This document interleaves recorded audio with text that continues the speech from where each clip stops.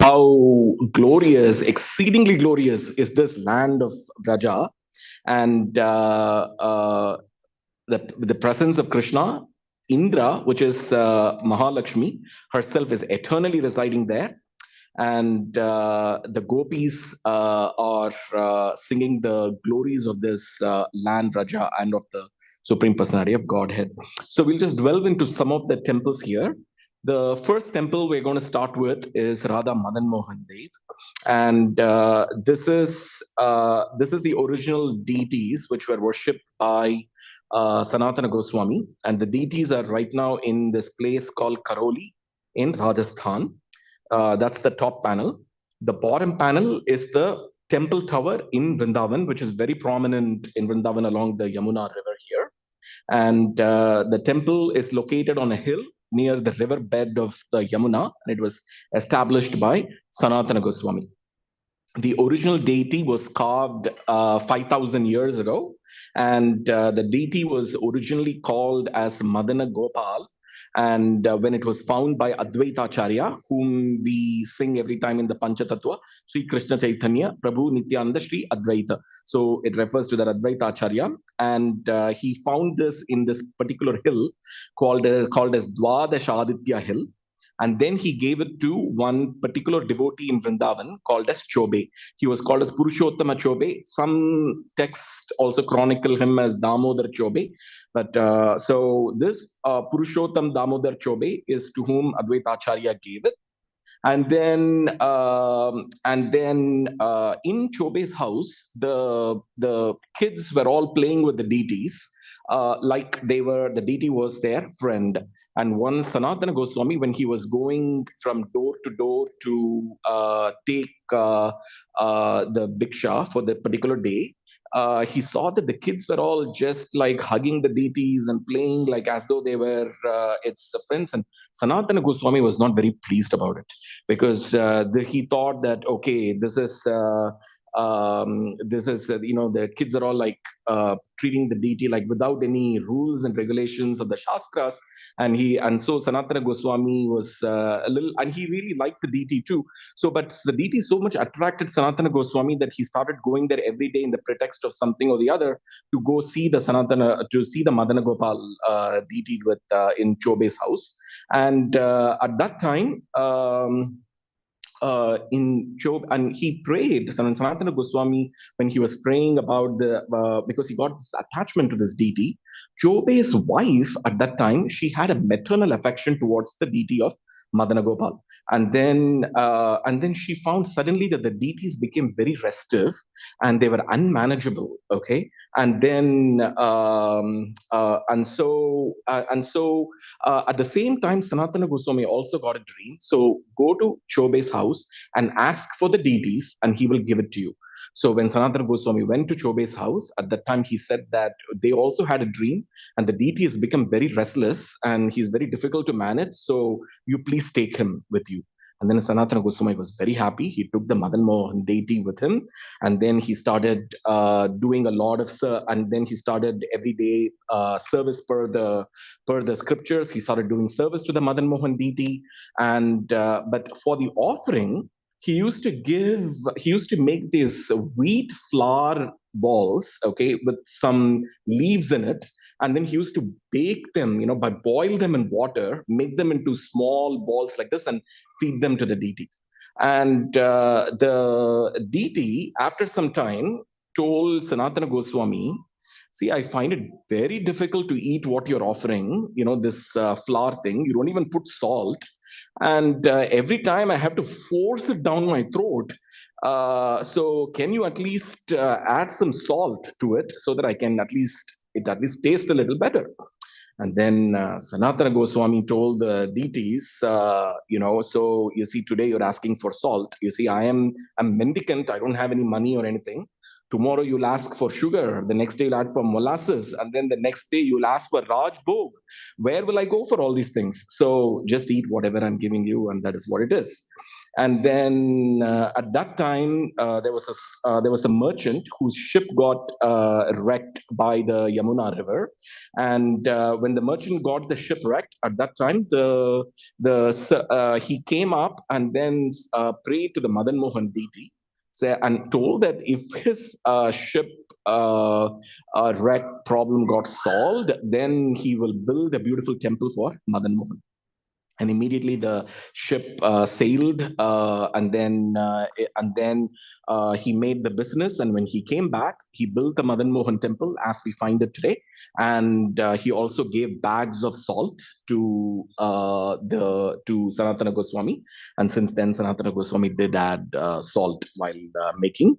And these are the same deities which also gave permission to Srila Krishnadas Kaviraj Goswami to write the Sri Chaitanya Charitamrita. Okay, so these are the deities where the garland fell and gave permission for the writing of the Sri Chaitanya. So the deity has a long history to it.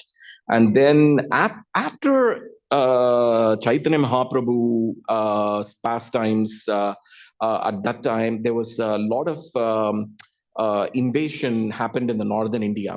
And at that time, they had to protect the deities from some of the rulers at the time not very who did not like the worship of the Hindu deities there.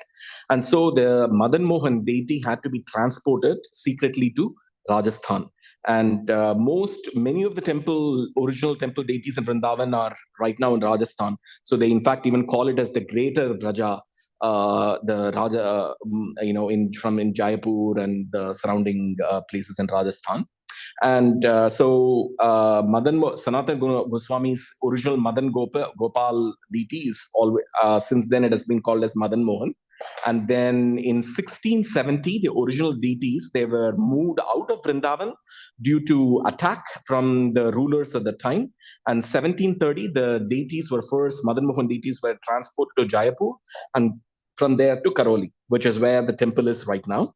And there again, there were it's a lot of histories there with the deities, how they interacted with the devotees in Karoli. There was a Muslim um,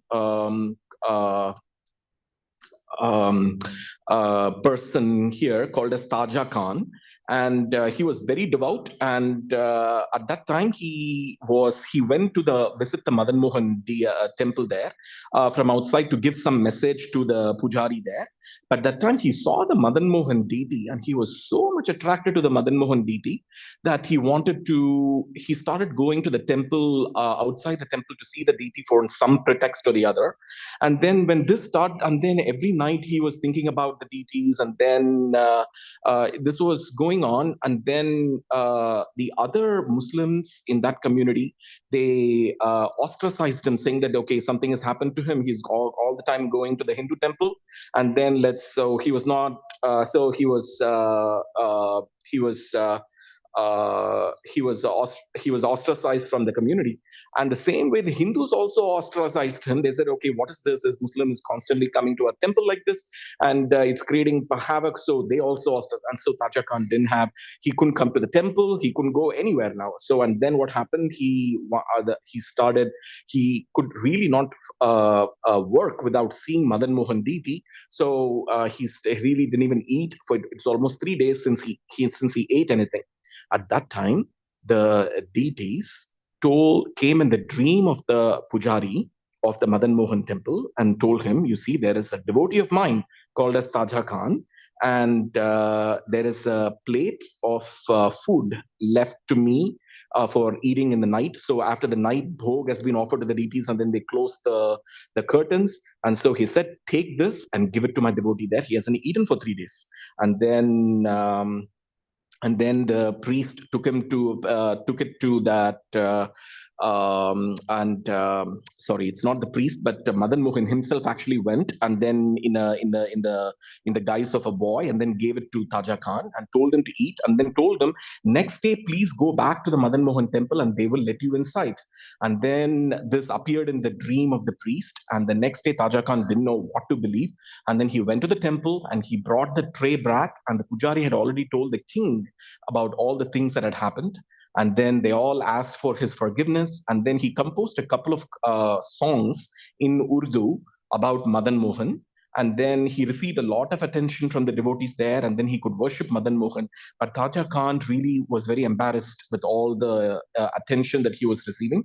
So he just left that place. And the song starts something like this. His translation is in English: "Oh, my heart yearns for thee." And then it goes on to say, "Oh, Madana Mohana." And then he just left the place, and nobody, even now, the songs of that devotee are there, but nobody knows where Taja Khan left. So in this way, there are some beautiful stories of associated with the temple. And so he was barred by the Hindus, he was labeled the infidel by the Muslims. And then the deity himself, the deity walked out of the altar to Taja Khan's house in the night with a silver plate and food. And then he came in the dream of the priest, and then he was allowed inside the temple. So the deities like this have had enormous interactions with different devotees over time. Okay, so this is about that temple. Let's move to the next temple, Radha Govinda, Sri Radha Govinda temple.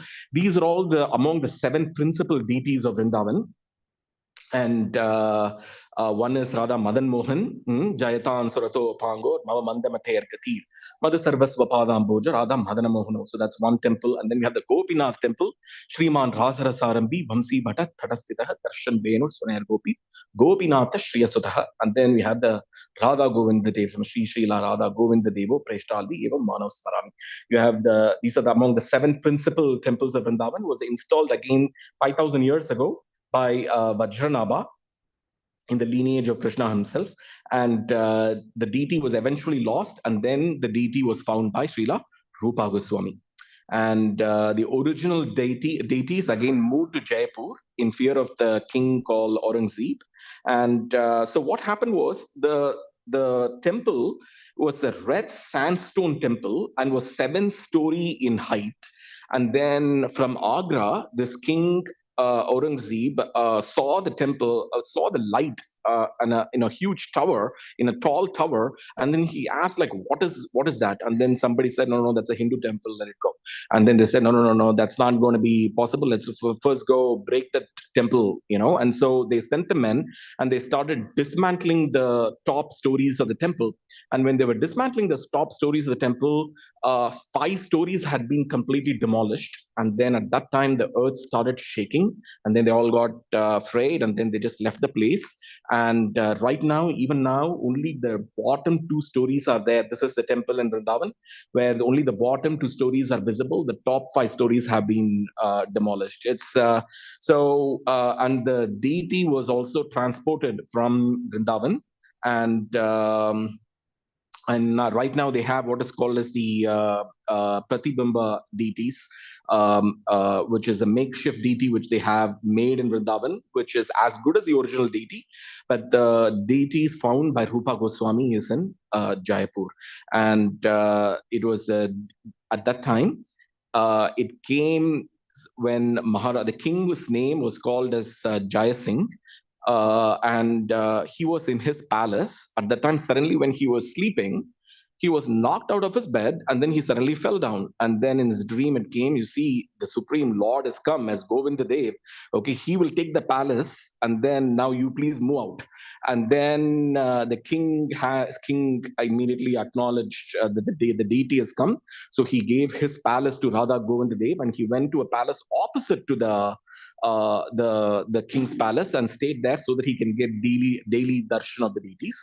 And even today, that's the temple of Jaipur. Every day morning, about 5,000 devotees go there for Mangalarati in the Radha Govind Dev temple. and it has a very rich history. It's in the northern side of the city palace. Okay, so everybody would know the Radha Govind Dev temple in Jaipur, and it also has a small deity of Gaura Govinda of Kashi Ishwara Pandit. And one day, what happened when the priest, Pujari of the temple, when he opened the doors of this temple, he saw a long cut in the deity's dress. Okay, so it was not like work of some rat or mice or something, because it's like a straight cut. Okay, so he knew that there was a tear to it, and then he also saw some um, um, and uh, and in his dream that day, Lalaji, which is Krishna, the Govind Dev, and Radharani, they had gone to the garden, okay, and they were plucking a pomegranate, okay, to plucking a pomegranate to eat. But then the gardener who was there, he was growing those trees for a long time, so that when the fruits became ripe, then he would take them to Radha Govind Dev Ji and offer to the deities. So that was his task. But then he suddenly saw some boy and girl running around trying to take that pomegranate seed. So the gardener came with a stick to stick behind that boy and girl, and then they started to run away. At that time, Radharani's sari, it tore against a part of it, tore against that one of those plants of pomegranate, which was then found in the that was the tear on the deity's dress. And then when the priest had this dream, he went and called the gardener and told him that did you go take a stick and try to hit somebody to drive away from your garden? He said, yes, there was some boy and girl yesterday in the garden trying to take the pomegranate which I've been growing for months for Radha Govind Dev. I don't know what you did, but those are none other than Lalaji and Radharani herself. They came to eat your pomegranates and you drove them away. And then they narrated this to King Jai Singh, and then they gave special permission to this gardener. From then on, all the entire lineage of that gardener, his their children, grandchildren, and so on, they still have authority to grow in that garden and offer to the deities. So till today, that land belongs to their in that ancestry. So, and this is the palace, Jaipur Palace, and here is the beautiful Radha Govind Dev temple, and very beautiful decorations they do every day to the deities here. The next deity we'll do here is Radha Bhanke Vihari. So this deity was found in Vishakha Kund, okay, in Nidhivan by Haridas Goswami. And there is a peculiarity with this temple that they keep closing the curtain every few seconds. They close and open, close and open. So you just can't stand. And these days, Bhanke Vihari temple is very crowded. Is really very crowded. And so there was an incident that happened long ago. There was a devotee, and the devotee came to the temple, and he was gazing at the deity of Radha Bhanke Vihari. And Radha Bhanke Vihari also gazed at the deity and gazed at the deity. And after some time, when the devotees were singing, there was no deity on the altar. And then the deity got very attached to that devotee, and then just went behind him into the forest. And then they had to go, all the other devotees, they had to go do a search party, and then they had to go find the devotee. Just left the altar, became fond of the devotee of that deity, became fond of the devotee, and then just left the altar. And they finally found the deity in a forest, and then they brought the deity back to the temple. And then they all had a congregation to find out what to do now, how to problem solve this. Like, if the deity keeps going away like this with somebody, with the devotees whom the deity likes. So, and then they said, okay, we will not get the Bhankivihari deity get attached to any devotee, so we'll keep closing the curtain every few seconds, and in that way the deity won't get attached. So they started frequently closing the altar, so that the deities don't get too much attached to any of the devotees who visit. So here is a picture of Bhanke Vihari, and it's a temple. Um, The next story I would do here is the activities of a temple, which is, I don't know how many of you have visited this. It's called Banakandi, and this is a Gauranitai deity in Vrindavan. So these are the deities that were worshipped by a great Vaishnava Acharya called as Murari Gupta. And Murari Gupta is a contemporary of Sri Chaitanya Mahaprabhu, and he wrote a Sanskrit biography of Mahaprabhu called as Sri Krishna Chaitanya Charitra Mahakavyam. And later, the deities were served by a devotee called Balaram Das in Bengal. And at that time, there was a very nice Vaishnava devotee Mataji, and her name was called as Chandra Shashi, but she was popularly called as Pisima. And when she visited Balaram Das Babaji, at that time she offered milk sweets that she used to make every day with 40 kilogram of milk. But that she used to make sweets every day and offer to the deities. Okay, so after some time, she decided, okay, her time now she has to go back to her village, and then she went and then told the deities, okay, tomorrow I'm going back. But the deities, they just caught hold of her sari. She said, where are you going? Who is going to give us all this milk sweets if you just go like this? And then Pisima said, no, no, no, I have to go. And she pulled her sari away from the deities. And then the deities then suddenly, and the deities were also forceful. And then, so there is like, they had a little bit of the piece of the sari in their hands. And then all this happened in the dream of Pisima. And the next day morning, she could go and she found a bit of sari in the deity's hands. And then she decided, okay, so it is the deity's will, so she will just stay there. But material world is very, very stringent, no matter, and we have people completely under the external energy. They started speaking bad things about Balaram Das Babaji and Pisima, and then they didn't want to be in that kind of an environment, so they just left the place, and both of them decided they will go to Vrindavan. So they traveled to Vrindavan, and Pisima was worshipping these deities for 80 years. And when Pisima was 100 years old, at that time, it was very difficult for Pisima to worship those deities because she's become so fragile. At that time, she asked another young man, and his name was called Gopeshwara Goswami, who was in the lineage of Lord Nityananda, and then told Gopeshwara Goswami, can you please take care of the deities? He said, okay. And then one day, Pisima, when she came down to the temple altar, and then she thought something was wrong with the deities. And then she went and she kept her hand on the forehead of the deities, and the deities had terrible fever. And then she called the young man Gopeshwar Goswami, and then told him, you see, what are you doing? And the deities are all running fever. And then Gopeshwar Goswami said, oh, okay, I don't know what's happening here. What do you mean deities are having fever? They said, no, the deities have, you want me to show you how? And then she went to the deities and put her hands on the Gauranitai deity's nose.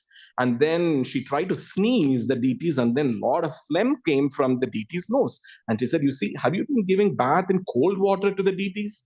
And see, the deities are not used to that kind of cold water, And then showed the way to do it is, okay, so, and she took a cloth and took some hot water in it, and then she nicely bathed deities in warm water with a sponge. And then Gopeshwara Goswami was like, this is not happening on a daily basis. I'm not going to be doing all these things. And then he started complaining to Pisima, telling that, you see, these deities are too short in height. And way I look at it, I want to see them as my friends. And here, this is all, they have been so much used to, you're just treating them like babies, like, because Pisima was an maternal affection towards the deities.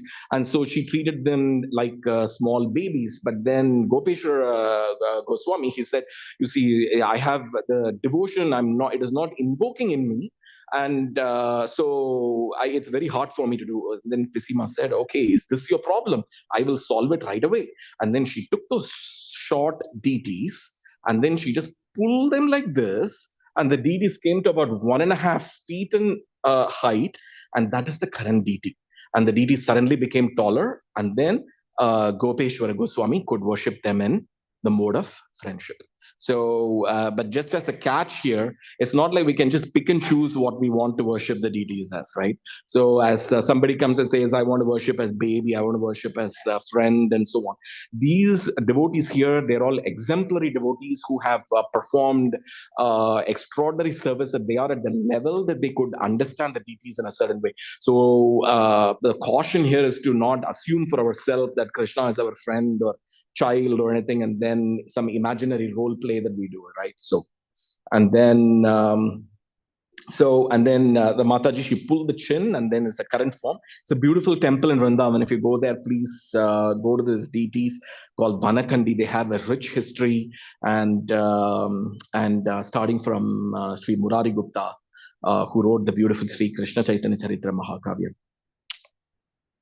The next deity I'll do here is called Sri Radha Raman. And this is a beautiful deity of Radha Ramana. The original deity is still there in Vrindavan. And the temple was founded by Srila Gopala Bhatta Goswami, who was the son of Venkata Bhatta Goswami, the head priest of the Srirangam temple, who walked away to Vrindavan after Chaitanya Mahaprabhu visited Srirangam for 4 months during the Chaturmasya. And Gopala Bhatta Goswami found a Shaligram Shila in Nepal, and then he brought this Shila, and but then he really wanted to serve the deities. He wanted to decorate the deities. He wanted to offer food to the deities and so on. So he had fervent prayers to the deity. All he had was Shaligrama Shila. Somehow, if the deity, if he could have a deity, he would be so happy.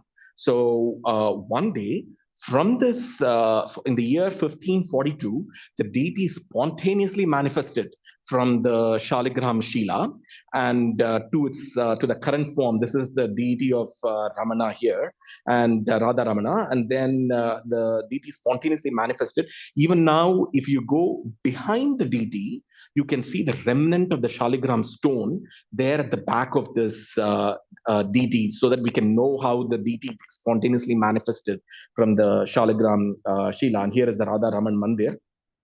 And so currently the stone at the back of the deity, from where the deity manifested.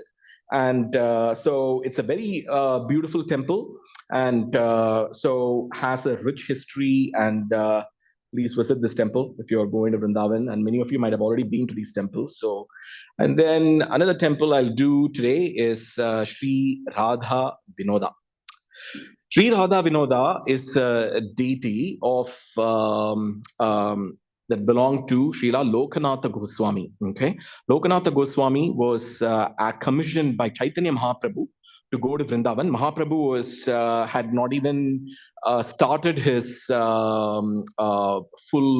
Sankirtan movement. He was only 12 years old at the time, but he asked Lokanatha Goswami at that time to go to Vrindavan to recover the lost forest in Vrindavan and to rediscover the holy places. So at that time, when Lokanatha Goswami was going to the different forests in Vrindavan, he had a real desire to serve deities. And we have our beautiful Srila Radha Gopichana Vallabha here in our temple, where he wanted to, here in the same way, he wanted to serve a deity, and he didn't have one. At that time, Krishna, in the form of a tribesman, came and gave him the deities of Srila Radha Vinoda. And these deities, and Lokanatha Goswami was so attached to the deities that he didn't want to leave the deities in any altar, okay, because he thought somebody will come and take those deities or something. And then what he did, he took a bag and then put the bag in front of him and put the deities in the bag and started roaming around the Vrindavan with the deities in a bag. Okay, so the deities were never in an altar with when Srila Lokanatha Goswami was there. He carried the deities in a bag everywhere. And then some of the devotees in Vrindavan, they were even making fun of him, like, why is he carrying in a bag like this, deities everywhere?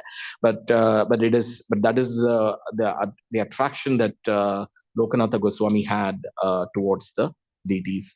He discovered about 333 forests in Braja, and it is all chronicled in this book called as the Braja Bhakti Vilasa. And so these are the beautiful deities of Radha Vinoda. I'll do another deity here, Radha Sham Sundar. This is also the name of the same deity which is there in ISKCON of Vrindavan. But these are the Radha Sham Sundar deities. They're established by Goswami called as Shyamananda Pandit. Shyamananda Pandit is a contemporary of two other great Vaishnava acharyas. One of them is called Srinivasa Acharya. His name comes in a song where Narottama Das Thakur sings about Sri Krishna Chaitanya Prabhu. That song there, it comes Sri Srinivasa Acharya, Ramachan. So all their names come in that song. And Shyamananda Pandit is a contemporary of Srinivasa Acharya. And there was a third Acharya with him called Narottama Das Thakur. All three of them were together, Narottama Das Thakur, Shyamananda Pandit, and Srinivasa Acharya. And Srinivasa Acharya was a disciple of Gopala Bhatta Goswami. And Shyamananda Pandit, he used to clean the Nidhivan every day. And once he found ankle bells in Nidhivan. And he immediately knew that it belonged to the supreme goddess, Srimati Radharani. And then he kept the ankle bells with him. So I'm thinking that, okay, Radharani will definitely come and take it from me. So in that way, so he just, even today, the pastimes in the spiritual dimensions are going on in Nidhivan. And but Radharani didn't go herself. Okay, so she sent Srimati Lalita Devi to go and get the missing ankle bells. But Shyamananda Pandit said he will not give it to Lalita Devi, so he held it with him. Only Radharani herself comes, only he will give the ankle bells. Okay, so and then Lalita Devi came and told Radharani, okay, see, he's not going to give it to me. You have to go yourself. And then Radharani said, fine, I will go and get it myself. And then Radharani herself came to Shyamananda Pandit, and then Shyamananda Pandit happily gave it to Radharani, and Radharani was so pleased with him that Radharani took the ankle bells and then pressed it against Shyamananda Pandit's forehead so firmly that it made a tilak on his forehead.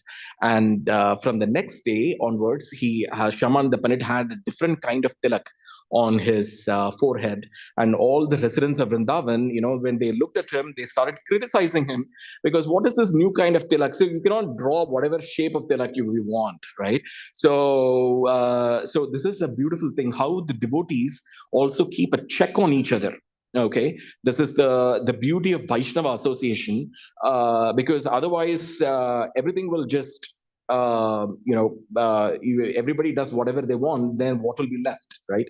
So the devotees started criticizing Shyamananda Pandit, saying, what is this, some different style tilak you're wearing? And then at that time, Jiva Goswami in a dream, Radharani came and told Jiva Goswami that it is I who pressed the ankle bells against his Shyamananda Pandit's forehead.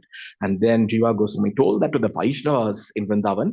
And then they all had extreme regard for Shyamananda Pandit and his devotion, that Srimati Radharani herself came in front of him and pressed the ankle bells on his forehead. This is the beautiful story of Sri Radha Shyam Sundar. The next deity I will do here is Sri Radha Damodar. And the deity was installed by Rupa Goswami and later worshipped by Srila Jiva Goswami. So it is popularly called as Jiva Goswami's deity. And the original deity is in Jaipur right now. And 1670, with the invasion of Aurangzeb, the original deities were shifted to Jaipur. And the replacement deities were actually even bigger than the deities that are there in Jaipur right now. And there is a Govardhan Shila in front of the deity. And when Sanatana Goswami was very in his old age, at that time he could not really go around the Govardhan hill. And then Krishna told him, Damodar, he told him that if he could go around, circumambulate this Govardhan Shila 4 times, that is same as going around the 15-mile path of the Govardhan hill. And and so even today, if those who are not able to circumambulate the entire Govardhan hill, they go around this Shila 4 times. It's hard to access these days, and this is also the same place where Srila Prabhupada stayed before in Vrindavan. So his office and everything is there in this temple of Sri Radha Damodar. So there is another deity which I will briefly speak about. His name was originally called Gopala, and he's currently called as Srinathji. And the deity, the reason I'm speaking about this deity is because the deity was originally there in the Brajabhumi, and the deity was there on top of the Govardhan hill, and his name was called Gopala. And and the deity has a very rich history mentioned in the Chaitanya Charitamrita. There was a great devotee called Mahadevendra Puri, and he excavated and found this deity, and then even now and then did elaborate ceremonies for this deity. But later, the deity was had to be again protected from invasion, and so the deity was transported. Right now, is 48 kilometers northeast of Udaipur in Rajasthan, almost in the Gujarat Rajasthan border. And the deity is depicted at the age 7, and the pose is that of Krishna lifting the Govardhan hill, and originally worshipped as Gopala in Vrindavan. He was discovered by Madhavendra Puri as Madhavendra Puri went around the Govardhan hill. At that time, a local cowherd boy, Krishna came as a local cowherd boy and visited Madhavendra Puri with milk. And then he asked Madhavendra Puri to find him from the bushes. And then Madhavendra Puri then installed the Gopala deity with the waters from Govinda Kund, and then he placed them in this place called Jatipura in reference to in reference to Madhavendra Puri. That's where that place is. And right now there is a huge festival that was organized by the residents of that place, and a temple was constructed at the top of the Govardhan hill. And later, uh, when Chaitanya Mahaprabhu visited, he really wanted to see the Gopala deity, but he would not put his foot on the Govardhan hill. The Govardhan hill represented Krishna himself. He would not put his foot on the Govardhan hill, and he really prayed to the Lord. But the time again, there was some problem with some invasion, and then the deities had brought the Gopala from the top of the Govardhan hill to the plains below. And Chaitanya Mahaprabhu saw the deity of Gopala. The deity was then transported to Agra for 6 months in secrecy, and then transported to this place called Mewar. And then deity was brought to a certain place, after which the deity just stood there. The deity wouldn't move any further. No matter what they did, the deity would not move further. And that place, they thought, okay, this is where the deity finally wants to be. And the place right now is called Natha Duhar. And the Rajput ruler here, Maharaj Raj Singh, then developed the temple. And then the temple is right now in the Vallabha Sampradaya. And the deity is now called as Srinathji. And here is the place in Govardhan where the deity was originally there as Jatipura. And then this is Nathadwar in Rajasthan, where the deity is there. So this is actually the end of this presentation. Actually, these are actually part of 4 lecture series. If there is a time that permits, I will do some other time. The next lecture series is actually on, most of it is on the Jagannath temple. And I'm not going to do this today. I'm just briefly just showing what is there. So we had it's about the different incidents in the Jagannath Puri temple, Alarnath, and then Shirachora Gopinath, and Sakshi Gopal. And then there is a Jagannath Mandir in Navadvip, which is now managed by ISKCON, and Ekachakra and so on. And then we have also the Narsimha Dev of Mayapur, and Ahobilam, active pastimes in Ahobilam, and the Tirumala temple, and so on. So like this, there are 4 in the series. So I just did the first one. In the interest of time, I will just stop here.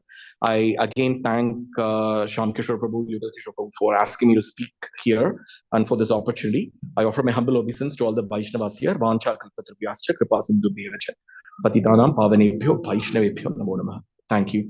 If I've made any mistakes, please feel free to correct me. And if you have any other points that I've missed, please feel free to share as well. Thank you. Questions? Yeah, any questions you have, please feel free to.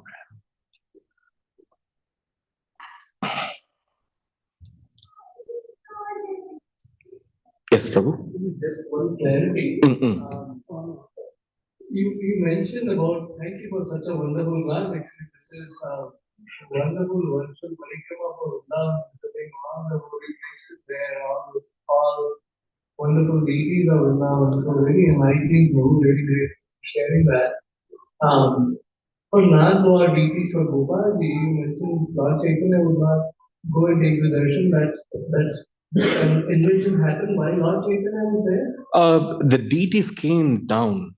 That happened before Lord Chaitanya appeared. When did that invasion happen? There was some problem at the time. I don't know. I'm just using the word invasion, but there was some disturbance again at the time from the rulers there, and so they had to protect the deities. So they brought the deities from the top of the Govardhan hill to the foothills. Yeah. One more thing.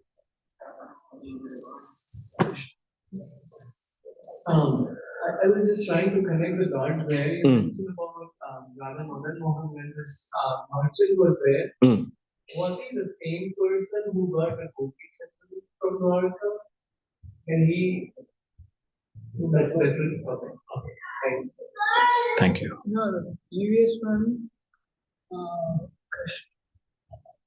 Krishna, Lord Chaitanya wanted to see him. Then Krishna wanted to fulfill his desire. So somebody spread a rumor that Muslim soldiers are coming and attacking. When the rumor was spread, the temple management immediately rushed the deity from the top of the hill to a nearby place. And they kept the deity for a few days and Lord went into darshan. After a few days, they realized it was only a rumor, but no Muslim king, no Muslim rule was attacking. They didn't know. It was only a rumor. But Krishna spread that rumor so that he would come down and lead Krishna. Thank you. Any other points of discussion? Any other question? Prabhu?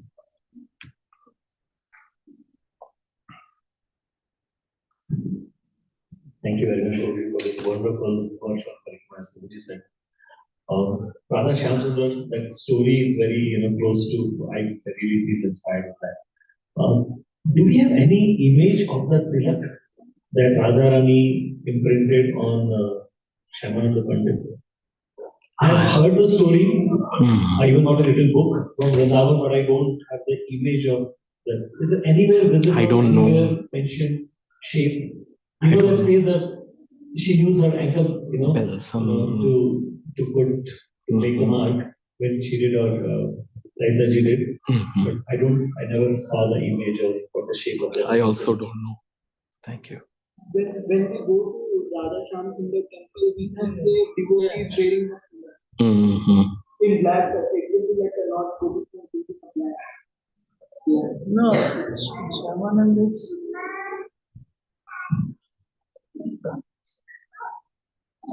They're all in audio Vaishnavas, but because Radharani, pressed the ankle against his forehead, so the Shyamananda Prabhu and his descendants, they wear the tilak. If you go to Radha Shyamsundar, you'll see them wearing the tilak. So it has become a subsect of Gaudiya Vaishnavism. It's called Shyamananda. So they'll have that tilak. You can see that in the Shyamsundar.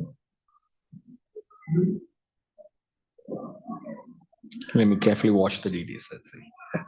It is more like a Krishna that Shyamsundar. It is similar tilak. No, there it is. So I didn't know actually that this was the tilak there. Okay. So here it is. Like that. They wear tilak like that.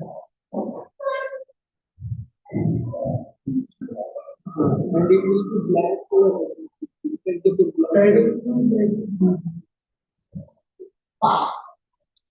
Any other points? Go. Mataji, go ahead.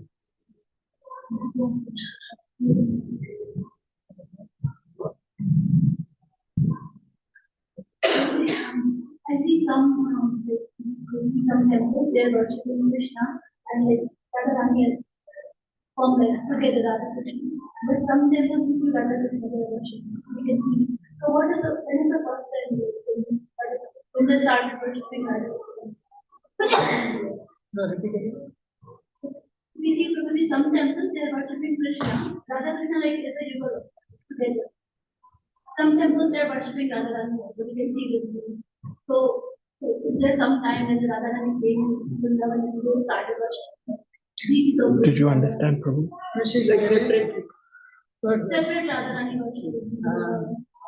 They are telling, she's telling, you see some temples Krishna, but Radharani embedded inside. But some temples you see Radharani deity added. So then did this happen? Right? So, Mataji, in the different temples, they have different histories. I'll give one example here. And in many of the deities, Radha Govind Dev have also been worshipped together.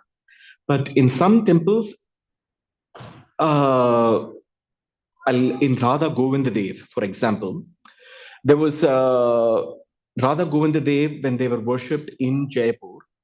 There was a sect there called as the Ramanandis, and they actually objected to the worship of Radharani, saying that the Gaudiya Vaishnavas, we don't have the authority to worship in this way because we don't even have a commentary for the Vedanta Sutra to establish the supremacy of Radha Govinda. So at that time, Baladeva Vidyabhushana, who came from Vrindavan, he wrote the commentary for the Vedanta Sutra in 7 days, called as the Govinda Bhashya. And today also we can see that in the Bhagavad Gita Asaras, that Prabhupada dedicates this to Srila Baladeva Vidyabhushana, who wrote the Sri Govinda Bhashya. So, and then the Ramanandis, when they saw this, at that time, the authority was established. So every worship that people do, they need to have some kind of an authority on the basis of scriptures to do a certain kind of worship. So, and after that, the Radha Govinda Dev worship is happening in the same way as the Gaudiya Vaishnavas have been doing before when Rupa Goswami was there. And even though these kind of questions come in between, so this is why when we see in the scriptures, sometimes people worship, it's actually a good question even in a larger sense, because people come with, okay, can I worship this deity, okay, like, can I worship this kind of a thing, and so on, because it is endless, these kind of questions. So the question is, what has been established as what is the authority is, if they have a commentary for the Vedanta Sutra to explain whether that kind of worship, okay, can be explained through the Brahma Sutra. So we have a commentary where Baladeva Vidyabhushana clearly starts that with the prayers on Radha Govinda. And therefore, Krishna, as far as the Gaudiya Vaishnava is concerned, we do not worship like that Krishna directly, or we are not Shaktas to only worship the energy of the Godhead. So the worship is that of Radha Krishna. And even the other Vaishnava sects, like take the Sri Vaishnavas or they also worship as Lakshmi Narayana. And so these kind of questions about, like, if there was a time when Krishna was worshipped separately without Radharani and so on, these kind of questions, maybe it might be okay for historians who try to see that certain things happen at certain years. But as far as the Vaishnava devotees are concerned, they are always known only as Radha Govinda. They're always known only as Radha Mohan. If you see the prayers that are there in the Chaitanya Charitamrita, if you see in the first Adi Leela, it says Shriman Rasarambi Vamsi Bhatat Thadastita Karshan Venu Shiter Gopi Gopinatha Shriyasta. All those verses, if you see, there is, okay, this verse maybe doesn't have the word Radha Gopinath there, but all the verse has Sri Shila Radha Govinda Devo, Radha Madana Mohano. So all the verse, they're always worshipped together. They were so, but other than that, historically speaking, there'll always be something people might say, okay, here Krishna was worshipped, then this was added, this was there, all these things. But as far as the Vaishnava devotees are concerned, they're always worshipped in that form as Radha Krishna. Do you have anything to add, Prabhu? Am I missing something?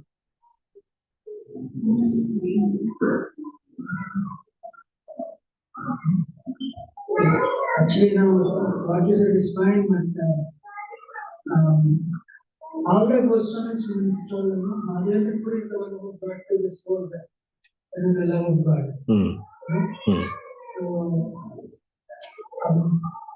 then we are in the lineage of Madhyamipur.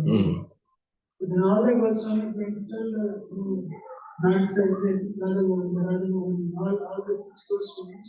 The Goswamis, their installation is separate. But deities where Radharani is not separate, the Radharani is also there in that. I think it depends on the mood of the person was installed. But our Gaudi Vaishnavas and Lord Chaitanya's followers, Radharani is also separately worshipped. That's what.